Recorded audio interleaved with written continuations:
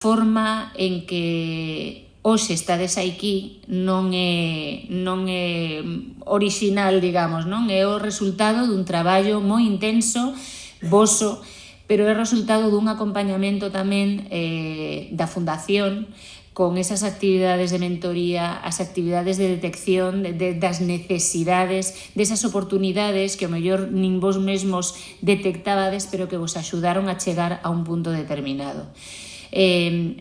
Agradecer ao Polo de Emprendemento que favorece ese clima e que crea as situacións necesarias para que vos traballedes cómodos e para que vos traballedes, antes o decíades, dá gusto chegar a un sitio onde te apoien, te digan vai por aí, pero tamén dá gusto chegar a un sitio onde te digan isto é o que tes e o mellor vai por outro lado. O por aquí non vayas porque xa estiven eu ou xa estivo outro compañero teu, mellor que vayas por aquí. É importante ter ese acompañamento a través da Fundación, a través dos polos de emprendemento, a través de todas estas entidades que están para iso.